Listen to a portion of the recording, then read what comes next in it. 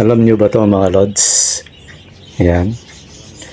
Ang tawag dyan ay pipinong gubat mga lods.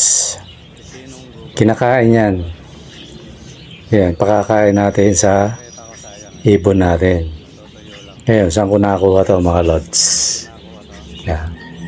Dito lang yan, sa bakura natin. Yan. Yan, kikita nyo yung ugat na yan. Yan. Sundan natin. Yan. Ayun. Kita nyo yan? Yan. Yan mga lods. Diyan galing. Na-ispatan ko ang daming bunga eh. Ayan o, may natira pa pala. Ayan mga lods. Diyan galing yan.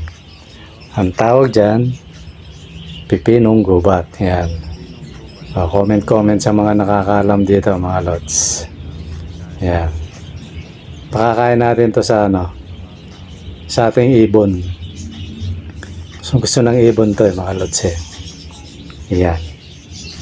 Pipinong gubat mga lods. Sarap yan.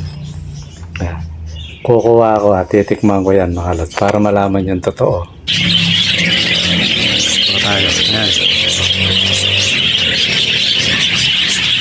Ito yan. Galing sa ano yan? Doon sa bubong. Diba? Kainin na natin.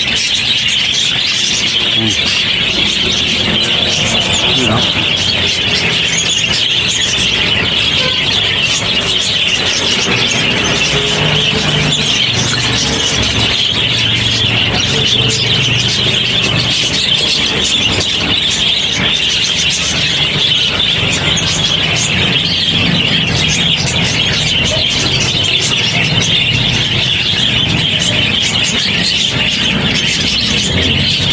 Yan.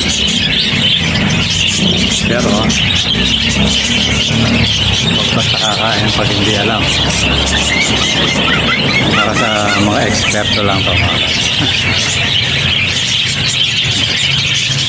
Makakain natin sa ibon.